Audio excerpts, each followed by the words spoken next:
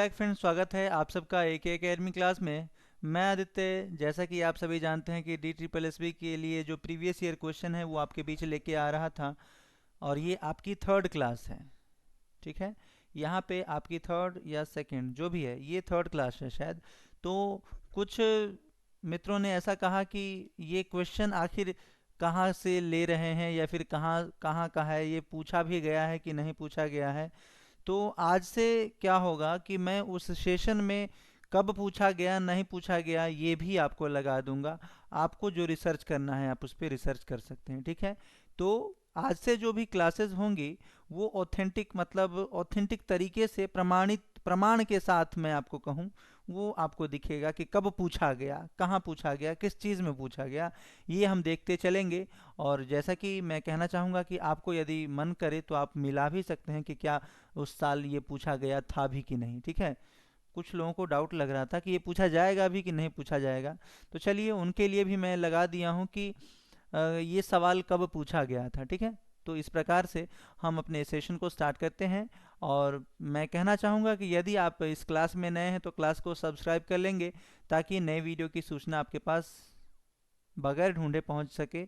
और एक बार इस वीडियो को अपने सभी मित्रों के बीच जो कि DSSB की तैयारी करते हैं, या फिर BPSC 3.0 की तैयारी करते हैं, या फिर एस्टेट की तैयारी कर रहे हैं, तो उन सब के लिए क्लासेस यहाँ पे इस AK एकेडमी क्लास में आपके लिए आने वाली है और लगातार आ ही रही हैं।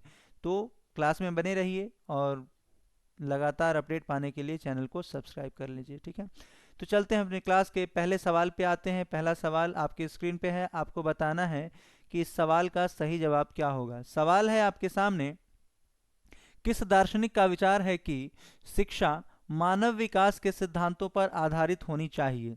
ऑप्शन नंबर फर्स्ट है Davy, second Watson, third Rousseau, या फिर फोर्थ है थॉर्नडाइक। जल्दी से जवाब देंगे। और जैसा कि मैंने बोला कि आपको प्रमाण के साथ यहाँ पे सवाल दिए जाएंगे, तो ये आप देख सकते हैं कि DSSB असिस्टेंट टीचर परीक्षा 19/1/2014 में ये पूछा गया सवाल है। तो ऑब्वियसली आगे भी पूछा जा सकता है। तो ये आपके प्रीवियस ईयर क्वेश्चन के अंतर्गत आता है, ये पूछा गया है तभी मैंने इसको सेशन में शामिल किया है, और इससे पहले भी क्वेश्चन वैसे ही थे। ठीक है, तो अब से ऑथेंटिक तरीके से मैं आपके सामने लाऊंगा, यानी कि कब पूछा गया, ये सारी बातें। तो इस सवाल का सही जवाब दीजिए कि क्या होगा। किस दार्शनिक का विचार है कि शिक्षा मानव विकास के सिद्धांतों पर आधारित होनी चाहिए। इसका सवाल का जवाब चलिए, जैसा कि मैं आपको सबसे पहले ये बता दूं कि मेरी जो आदत है वो ये कि प्रत्येक क्वेश्चन पे थोड़ा सा समय मैं आप सभी को देता हूं, 15 सेकंड, ताकि आप लोग अब सोच सकें कि इसका सही जवाब क्या होगा। इसके लिए तो इस सवाल का जो सही जवाब होगा वो होगा ऑप्शन नंबर थर्ड, यानी कि रूसो। किस दार्शनिक का विचार था कि शिक्षा जो है मानव विकास के सिद्धांत पर आधारित होनी चाहिए। तो रूसो ऐसा मानते थे। ठीक है, रूसो एक प्रकृतिवादी प्रकृतिवादी थे। ठीक है, रूसो प्रकृतिवादी व्यक्ति थे। ठीक है, मनोवैज्ञानिक थे। और उनका मानना था कि प्रकृतिवादी दृष्टिकोण की तरीके से कि ये जो प्रकृतिवादी दृष्टिकोण है वो भौतिक और यांत्रिक दोनों रूपों से ये सम्मिलित होता है। और प्रकृतिवादी के अनुसार भौतिक और प्राकृतिक नियम सार्वभौमिक होते हैं। ठीक है, ये आपको मतलब इनका जो प्रकृतिवादी लोग होते हैं उनका ये मत होता है या मानना होता है। और प्रकृतिवादी बालक को स्वतंत्रता की ओर ले जाने का काम करते हैं, मतलब स्वतंत्रता की ओर जोर देते हैं। समझे। तो इस लिए इस सवाल का जो सही जवाब होगा ऑप्शन नंबर थर्ड, यानी कि सी, रूसो। रूसो वैसे प्रकृतिवादी व्यक्ति थे जो कि यह मानते थे कि मानव विकास के सिद्धांत पर आधारित, मतलब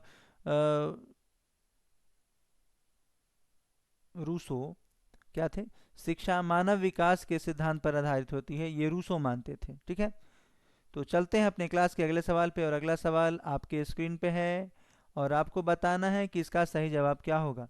चलिए, अगला सवाल है, 19वीं शताब्दी के अंत में किस दार्शनिक ने सीखने के नियम जानवरों के साथ अपने प्रयोगों के परिणाम स्वरूप तैयार किया। हिलगार्ड, वाटसन, एडवर्ड थॉर्नडाइक, या फिर जॉन डीवी। जल्दी से बताएंगे। सवाल है कि 19वीं शताब्दी के अंत में किस दार्शनिक ने सीखने के नियम जानवरों के साथ अपने प्रयोगों के परिणाम स्वरूप तैयार किए। मतलब उन्होंने जो अपने रिजल्ट तैयार किए, जो थ्योरी उन्होंने दिया, वो जानवरों के ऊपर प्रयोग पहले कर लिया, उसके बाद उन्होंने थ्योरी दिया। तो ऐसे कौन से वैज्ञानिक थे या दार्शनिक थे? साइकोलॉजिस्ट थे। तो जल्दी से बताएंगे कि इसका सही जवाब क्या होगा। तो फ्रेंड्स, इस सवाल का जो सही जवाब होगा वो थॉर्नडाइक होगा, एडवर्ड थॉर्नडाइक। ठीक है, यहाँ पे ऑप्शन नंबर सी हमारा सही जवाब होगा। और ये आप देख सकते हैं कि DSSB असिस्टेंट टीचर परीक्षा 19/10/2014 में पूछा गया ये सवाल है, और इसीलिए मैंने इसको इस सेशन में शामिल किया है।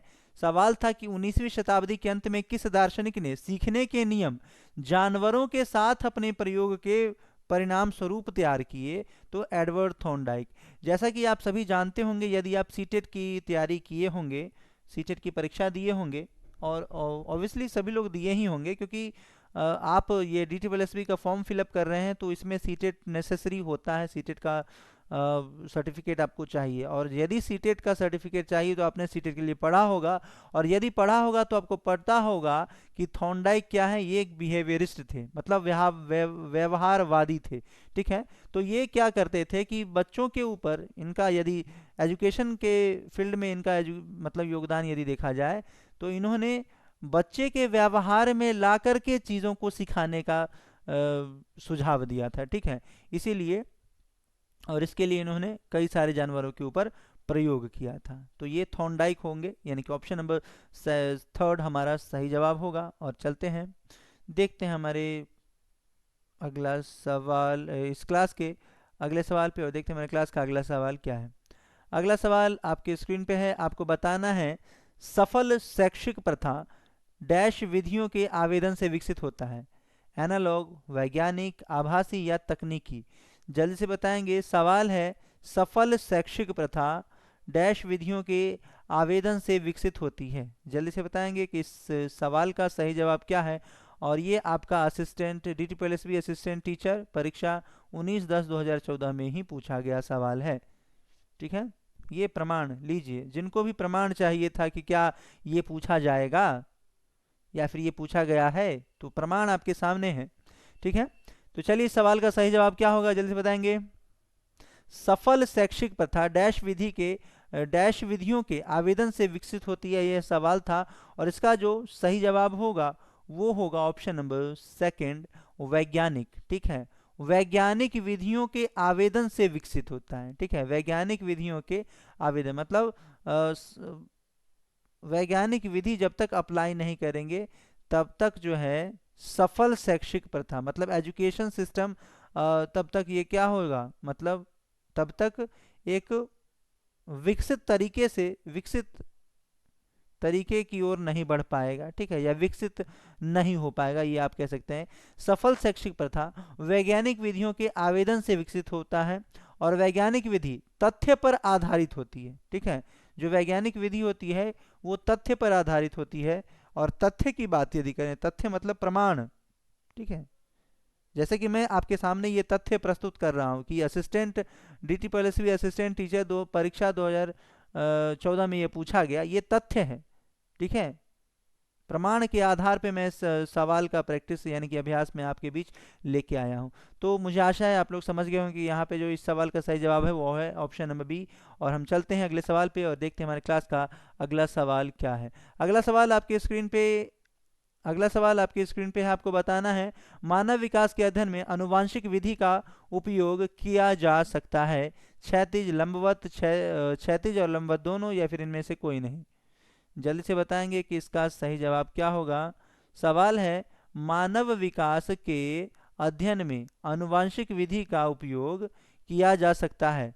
क्या क्षैतिज तरीके से, लंबवत तरीके से, क्षैतिज और लंबवत दोनों, या फिर इनमें से कोई नहीं। जल्दी से इस सवाल का सही जवाब क्या होगा, जल्दी से बताएंगे। और यदि अभी तक आपने AK एकेडमी क्लास ज्वाइन मतलब सब्सक्राइब नहीं किया है तो ज़रूर कर लें, क्योंकि यहाँ पे आपके DSSB से रिलेटेड जो भी क्वेश्चंस होते हैं आपके सबके लिए यहाँ पे आपको प्रैक्टिस क्लासेस दी जाएंगी, ठीक है। और यदि आप इस बीपीएससी 3.0 की तैयारी करते हैं तो उसके लिए भी आपको क्लासेस दी ही जा रही हैं। आप जाइए वीडियो में और वीडियो के सेक्शन में और वहाँ पे चेक कीजिए कितनी सारी क्लासेस हमारी हो चुकी हैं और आगे ऐसे ही अनवरत होती रहेंगी। और यदि आपका विषय हिंदी है, यदि आपका ग्रेजुएशन में हिंदी रहा है विषय और आपने बीएड भी हिंदी से ही किया होगा, तो या फिर आपका एस्टेट का एग्ज़ाम है, तो भी आप इस क्लास को ज्वाइन कर सकते हैं, चैनल को सब्सक्राइब कर सकते हैं, क्योंकि यहाँ से आपको बहुत कुछ सीखने को मिलेगा, ठीक है। फिलहाल सवाल पे आते हैं। सवाल था, मानव विकास के अध्ययन में आनुवांशिक विधि का उपयोग किया जा सकता है क्षैतिज तरीके से, लंबवत तरीके से, या क्षैतिज और लंबवत दोनों, या फिर इनमें से कोई नहीं। तो इस सवाल का सही जवाब जो होगा, क्षैतिज और लंबवत दोनों नहीं, इसके साथ नहीं चलेंगे, हम चलेंगे क्षैतिज तरीके से, लंबवत और क्षैतिज दोनों। चलिए, ऑप्शन नंबर सी हमारा सही जवाब होगा, क्षैतिज और लंबवत दोनों, ठीक है। वंशानुक्रम एक जैविकीय तथ्य है, जैसा कि आप सभी जानते हैं, ये एक बायोलॉजिकल फैक्टर है, जीन, ठीक है। और यह जनन विधा मतलब जनन सिद्धांत के ऊपर आधारित होता है। यह एक पीढ़ी से दूसरी पीढ़ी में कुछ गुण को हस्तांतरित करने का काम करता है और यह सामाजिक संरचना का आधार होता है, ठीक है। जनन, आनुवांशिकी सामाजिक संरचना का क्या होता है, आधार होता है, ठीक है, जो कि लंबवत होता है और क्षैतिज होता है दोनों। ऑप्शन मतलब हम सी के बी के साथ भी चल सकते थे, पर सी यहाँ पे क्षैतिज और लंबवत दोनों है, तो सी ज़्यादा बेहतर होगा, क्योंकि यहाँ पे पैरेलल और हॉरिजॉन्टल, हाँ सही है, ठीक है। तो सी ही हमारा सही जवाब होगा। और चलते हैं अगले सवाल पे और देखते हैं हमारे क्लास का अगला सवाल। अगला सवाल आपकी स्क्रीन पे है, आपको बताना है, संघीय विश्वविद्यालयों के मामले में पाकिस्तान का राष्ट्रपति डैश है। जल्दी से बताएंगे, प्रशासक, कुलपति, रेक्टर या फिर प्रभावी। और यहाँ पे मैं आपको एक और बात बता दूं कि ये सवाल आपके DSSB असिस्टेंट टीचर परीक्षा 19/10/2014 में पूछा गया, ठीक है। और आपको बताना है कि संघीय विश्वविद्यालयों के मामले में पाकिस्तान का राष्ट्रपति डैश है, प्रशासक, कुलपति, रेक्टर या प्रभारी। जल्दी से बताएंगे कि इस सवाल का सही जवाब क्या होगा।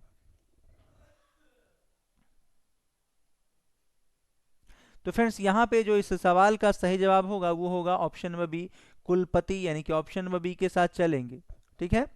यहाँ पे संघीय विश्वविद्यालय में पाकिस्तान का जो राष्ट्रपति होता है वो कुलपति होता है, और भारत में विश्वविद्यालय शिक्षा आयोग या राधा कृष्णन आयोग में विशिष्ट शिक्षा शास्त्री तथा बनारस विश्वविद्यालय के उपकुलपति डॉक्टर राधाकृष्णन की अध्यक्षता में गठित किया गया था, ठीक है। यह आपको ध्यान में रखना है, ओके।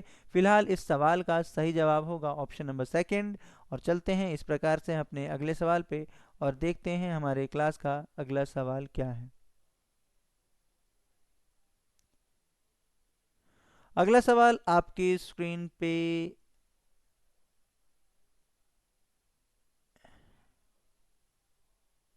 चलिए, अगला सवाल आपकी स्क्रीन पे है, आपको बताना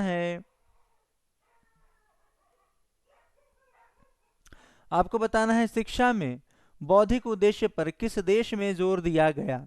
भारत, ग्रीक, स्पार्ट्स या फिर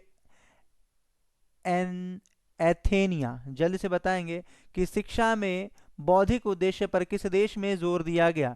भारत में, ग्रीक में, स्पार्टा में या फिर एथेनिया में। इसका सही जवाब क्या होगा, जल्दी से बताएंगे।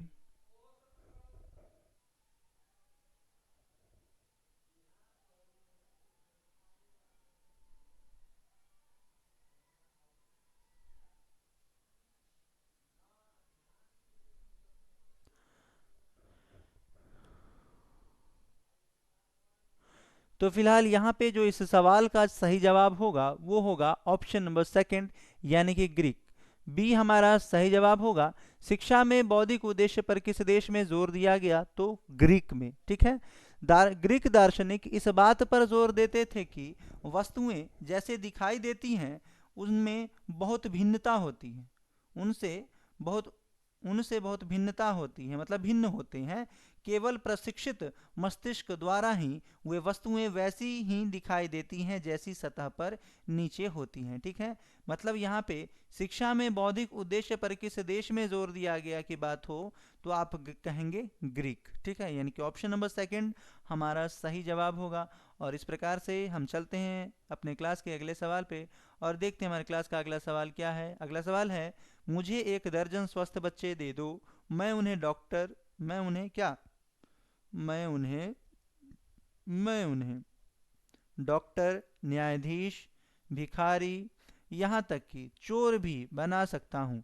किसकी टिप्पणी है, यह आपको बताना है। और ये अब मैं आपको मैं ये कहूँ कि ये क्वेश्चन जो है MBBI है, मतलब most very very important question के तौर पे यह जाना जा सकता है DSSB के लिए। और यह सवाल भी आपसे पूछा ही गया है, ये मैंने यूं ही नहीं डाल दिया, आपके 2014 में ही पूछा गया और ये असिस्टेंट टीचर के लिए पूछा गया। ठीक है, तो और DSSB में ही पूछा गया है।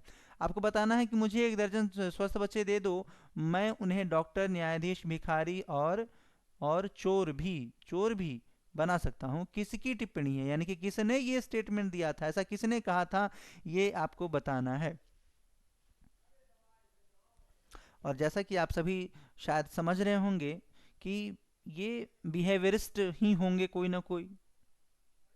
और यहाँ पे बिहेवियरिस्ट कौन से ऐसे व्यक्ति थे जिन्होंने ऐसा कहा था, तो मैं आपको बता दूं कि यहाँ पे जो सही जवाब होगा वो होगा JB वॉटसन, यानी कि ऑप्शन नंबर फर्स्ट जो है हमारा सही जवाब होगा।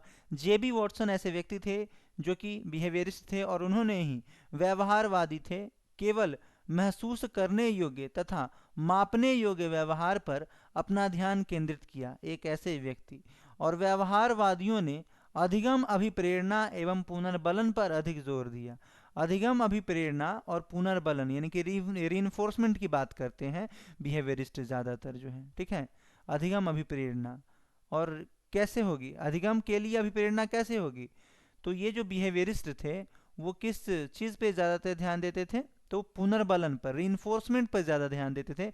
और ये व्यक्ति थे जिन्होंने कहा था कि मुझे 1 दर्जन बच्चे दे दो, मैं उन्हें डॉक्टर, न्यायाधीश, भिखारी और चोर तक भी बना सकता हूँ।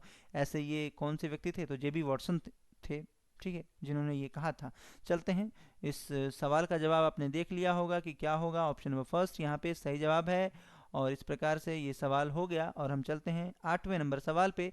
8वां नंबर सवाल है आपके सामने, सहशिक्षा में आप नहीं करेंगे, क्या नहीं करेंगे, लड़कों और लड़कियों की अलग अलग पंक्तियां, या फिर ऑप्शन नंबर सेकंड आप लड़कियों से लड़कों को प्राथमिकता देंगे, या फिर ऑप्शन नंबर थर्ड आप किसी को वरीयता नहीं देते, या फिर ऑप्शन नंबर फोर्थ आप लहजा अनुसार सलूक करेंगे। इसका सही जवाब क्या होगा, सहशिक्षा में आप नहीं करेंगे। जल्दी से बताएंगे कि इसका सही जवाब क्या होगा। आपके सामने है 8वां नंबर सवाल। और यदि आपको क्लास अच्छी लग रही है तो प्लीज़ एक बार आप सभी मित्रों से रिक्वेस्ट है कि इस वीडियो को अपने सभी सोशल मीडिया प्लेटफॉर्म पे, चाहे वो फेसबुक यूज़ करते हो, आप जो भी चीज़ व्हाट्सएप यूज़ करते हो, एक बार इस वीडियो को मेरे कहने पे शेयर कीजिए, ताकि ज़्यादा से ज़्यादा, जितने ज़्यादा लोग जुड़ेंगे उतना ज़्यादा बेहतर कंटेंट मैं आपके बीच लेके आ पाऊँगा। ठीक है, तो प्लीज़ आप इतना कीजिए। और इस सवाल पे आते हैं। सवाल है आपके सामने, सहशिक्षा में आप नहीं करेंगे, क्या नहीं करेंगे, यह ऐसा पूछा गया था। तो सहशिक्षा देते समय हम विद्यार्थियों के साथ कभी भी भेदभाव नहीं करेंगे। ठीक है, कभी भी भेदभाव नहीं करेंगे। और भेदभाव करने से होता क्या है, तो विद्यार्थियों के अंदर मतभेद की स्थिति उत्पन्न हो जाती है और कक्षा कक्ष में रूढ़िबद्ध या लैंगिक भेदभाव दिखाई देता है। ठीक है, रूढ़िबद्ध धारणा या फिर लैंगिक भेदभाव दिखाई देता है। ठीक है, यानी कि आप लड़कियों से लड़कों को प्राथमिकता देंगे, आप लड़कियों से लड़कों को प्राथमिकता देंगे, ऐसा कभी नहीं करेंगे। मतलब आप यह कभी नहीं कहेंगे कि आप लड़की हैं, आपके लिए ये फील्ड नहीं है, या फिर ये क्षेत्र नहीं है, या फिर आप लड़के हैं, आपको ये करना चाहिए, ऐसा कुछ नहीं है। आप लड़की हैं या लड़का है, आपके अंदर क्षमता है तो आप ये कर सकते हैं। आपको इस बात पे जोर देना चाहिए, ना कि आपको यह कहना चाहिए कि आप लड़कियों से लड़कों को प्राथमिकता देंगे, ऐसा नहीं है। ठीक है, कि तुम लड़की हो, तुम ये काम नहीं कर पाओगे, तुम छोड़ दो, ये लड़के लोग के लिए है, ऐसा कुछ नहीं करेंगे।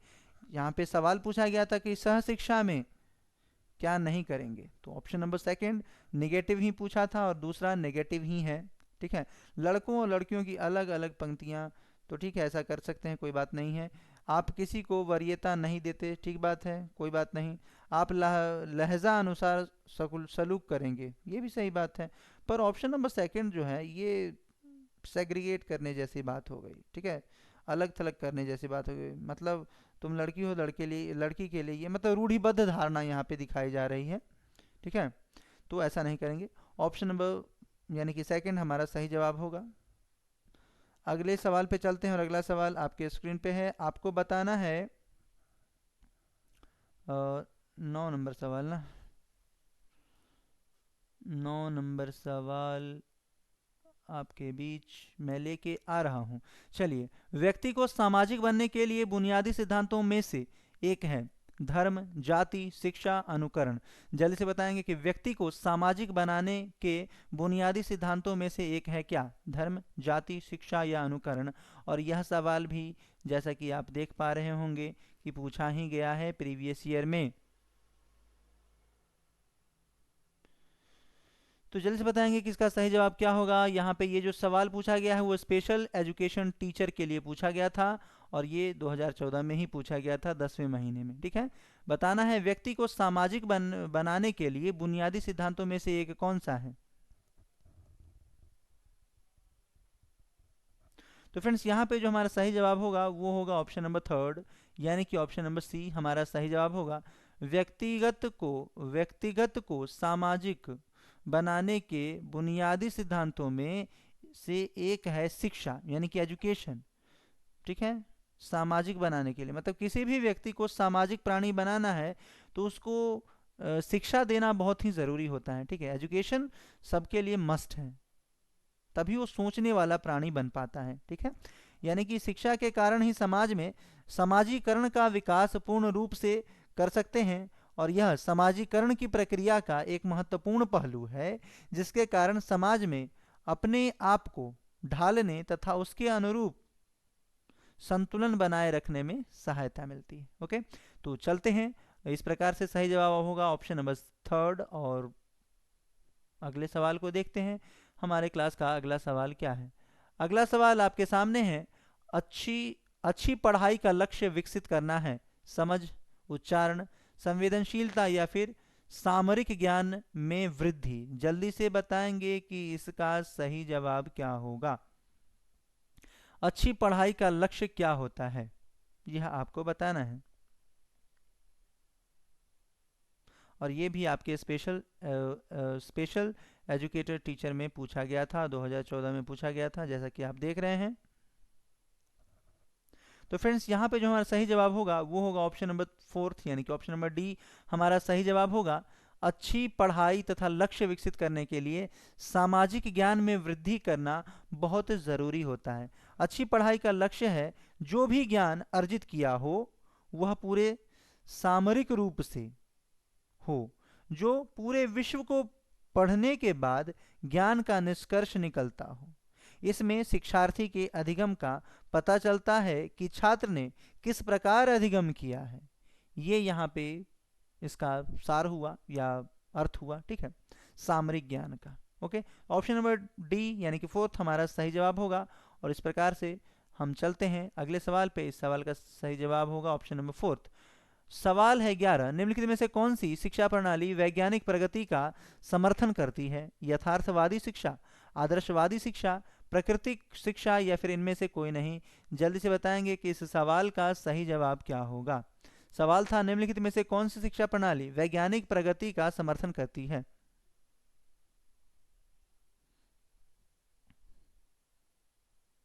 तो निम्नलिखित में से कौन सी शिक्षा प्रणाली वैज्ञानिक प्रगति का समर्थन करती है, सवाल यह पूछा गया था आपसे। तो इसका जो सही जवाब होगा वो होगा ऑप्शन नंबर फर्स्ट, यानी कि यथार्थवादी। ऑप्शन नंबर ए हमारा सही जवाब होगा।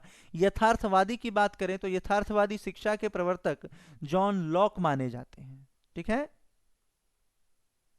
जॉन लॉक जो है यथार्थवादी तो यथार्थवादी शिक्षा के जो प्रवर्तक माने जाते हैं वो जॉन लॉक माने जाते हैं। और जॉन लॉक जो है यह भौतिक तथा प्राकृतिक विज्ञानों को आधार मानते हैं। ठीक है, विश्व मन से स्वतंत्र है। ऐसे व्यक्तियों का निर्माण करना है जो वातावरण में अपने आप को ढाल सके, ऐसा जॉन लॉक का मानना था। ठीक है, तो इसलिए यथार्थवादी शिक्षा का मतलब यही हुआ। ऑप्शन नंबर फर्स्ट हमारा सही जवाब होगा। और चलते हैं अपने क्लास के अगले सवाल पे और देखते हैं हमारे क्लास का अगला सवाल क्या है। इससे पहले सवाल जो था एक बार और मैं रिपीट कर दूं। सवाल था निम्नलिखित में से कौन सी शिक्षा प्रणाली वैज्ञानिक प्रगति का समर्थन करती है। तो यथार्थवादी शिक्षा प्रणाली वैज्ञानिक प्रगति का समर्थन करती है। और यथार्थवादी शिक्षा प्रणाली के जो प्रवर्तक थे वो जॉन लॉक माने जाते हैं। और मुझे आशा है आपको अब समझ में आ गया होगा। चलते हैं अपने क्लास के अगले सवाल पे और देखते हैं हमारे क्लास का अगला सवाल क्या है। अगला सवाल है चलिए अगला सवाल आपके स्क्रीन पे है। आपको बताना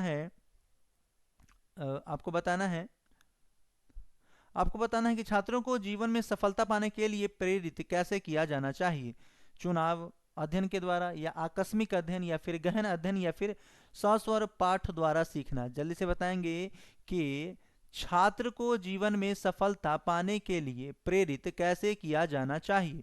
आपके पास विकल्प हैं चुनाव अध्ययन या फिर आकस्मिक अध्ययन, गहन अध्ययन या फिर सस्वर पाठ द्वारा सीखना। जल्दी से बताएंगे कि इस सवाल का सही जवाब क्या होगा।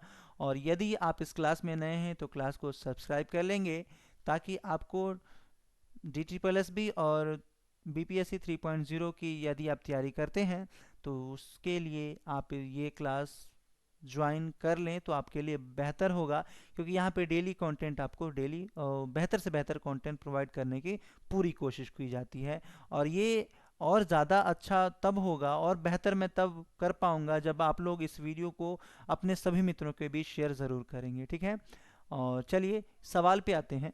सवाल है हमारा कि छात्रों को जीवन में सफलता पाने के लिए प्रेरित कैसे किया जाना चाहिए। चुनाव अध्ययन के द्वारा या आकस्मिक अध्ययन के द्वारा या गहन अध्ययन या फिर सस्वर पाठ सीखना। तो इस सवाल का जो सही जवाब होगा वो होगा ऑप्शन नंबर थर्ड, यानी कि गहन अध्ययन के द्वारा। ठीक है, गहन अध्ययन को अंग्रेजी में क्या कहते हैं यह आपको बताना है कमेंट करके। ठीक है, फिलहाल हम गहन अध्ययन की बात यदि करें तो छात्रों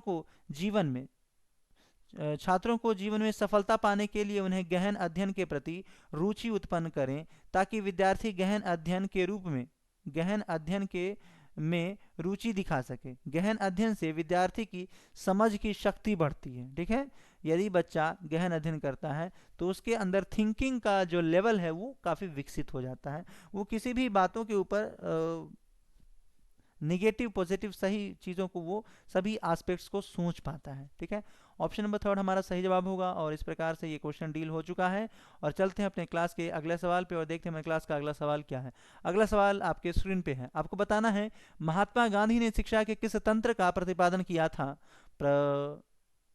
गतिविधि द्वारा शिक्षण, या फिर संगीत के माध्यम से शिक्षण, या फिर सुनने ध्यान आदि के माध्यम से शिक्षण, या फिर उपरोक्त सभी। तो जल्दी से बताएंगे कि इस सवाल का सही जवाब क्या होगा। महात्मा गांधी ने शिक्षा के किस तंत्र यानी कि सिस्टम पर का प्रतिपादन किया था, यह आपको बताना है।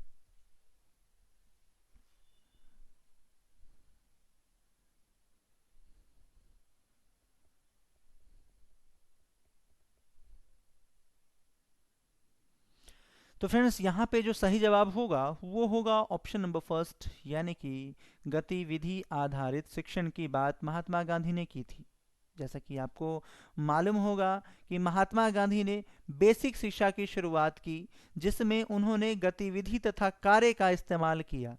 बेसिक शिक्षा के महत्वपूर्ण तत्व की बात या तथ्य की बात यदि की जाए तो शिक्षा में उत्पादक कार्यकलाप करना महात्मा गांधी का मतलब मुख्य लक्ष्य रहा करता था। महात्मा गांधी चाहते थे कि जो भारत में जो लोग हैं वो अपने अंदर कुछ कौशल विकसित कर पाएं और मतलब कुटीर उद्योग को बढ़ावा देना चाहते थे। मतलब महात्मा गांधी चाहते थे कि भारत के जो नागरिक हैं वो खुद से कुछ नया उत्पाद विकसित कर पाए।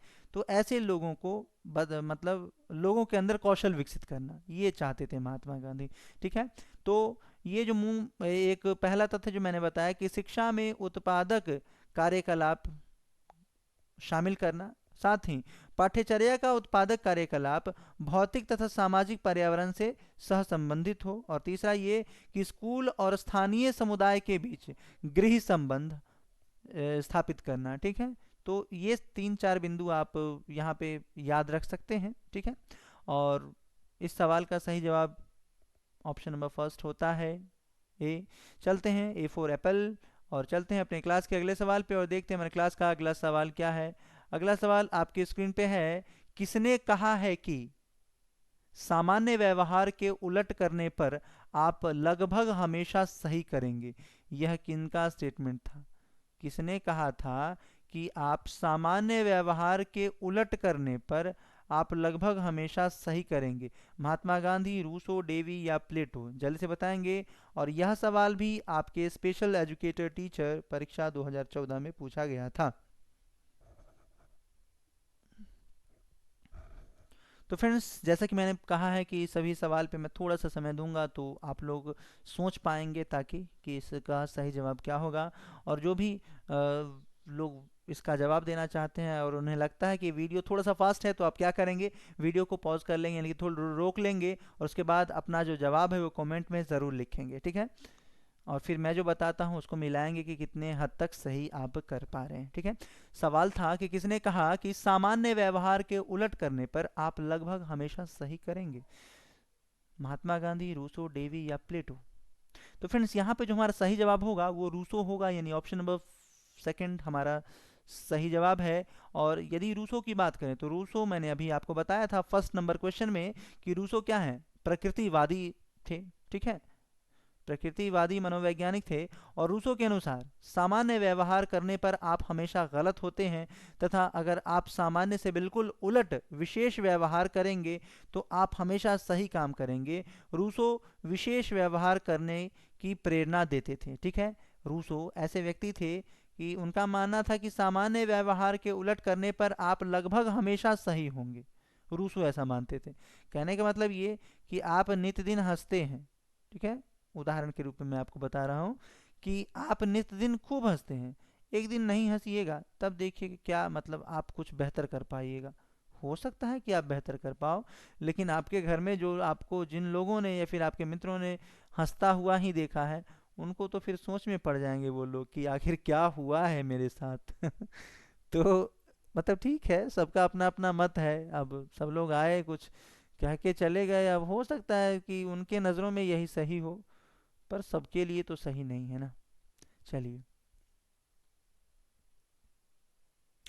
अगले सवाल पे आते हैं, और अगला सवाल आपके स्क्रीन पे है। आपको बताना है कि किस शिक्षा का उद्देश्य प्रकृतिवाद नहीं है, यह आपको बताना है।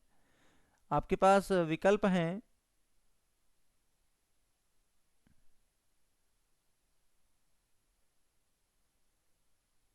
आपके पास विकल्प है, शिक्षा जीवन के निचले रूपों से मनुष्य के विकास की धारणा है, या फिर व्यक्ति या राष्ट्र के अस्तित्व के संघर्ष के लिए तैयार करना ताकि जीवित रहने को सुनिश्चित किया जा सके, या फिर ऑप्शन नंबर थर्ड, विद्यार्थी को सीखने में मदद करने के लिए उनके परिवेश के अनुकूल चारों ओर अच्छे वातावरण का निर्माण करना, या फिर विद्यार्थियों में नैतिकता और सदाचार पूर्ण मूल्यों को पैदा करना। सही जवाब क्या होगा, जल्दी से बताएंगे। सवाल था किस शिक्षा का उद्देश्य प्रकृतिवाद नहीं है। तो फ्रेंड्स, यहाँ पे जो सही जवाब होगा इस सवाल का वो होगा ऑप्शन नंबर थर्ड, यानी कि विद्यार्थी को सीखने में मदद करने के लिए उनके परिवेश के अनुकूल चारों ओर अच्छे वातावरण का निर्माण करना। ये काफ़ी इजी सा सवाल था, यदि आप देखते तो आप आंसर कर सकते थे, यानी कि ऑप्शन नंबर सी हमारा सही जवाब होगा। और चलते हैं हमारे क्लास के अगले सवाल पे और देखते हैं हमारे क्लास का अगला सवाल। इससे पहले मैं कहना चाहूँगा कि यदि आपने अभी तक चैनल सब्सक्राइब नहीं किया है तो चैनल को सब्सक्राइब कर लेंगे और बेल आइकन को ऑन कर लेंगे। सवाल है आपके सामने, किसमें दर्शन की प्रकृति नहीं है? यह ज्ञान का विज्ञान है। ऑप्शन नंबर सेकंड, यह विभिन्न दृष्टिकोण का सामूहिक जामा है। या फिर ऑप्शन नंबर थर्ड, यह सच्चाई की खोज के लिए एक योजनाबद्ध प्रयास है। या फिर ऑप्शन नंबर फोर्थ, यह मनुष्य के रचनात्मक विचारों की पूर्णता है।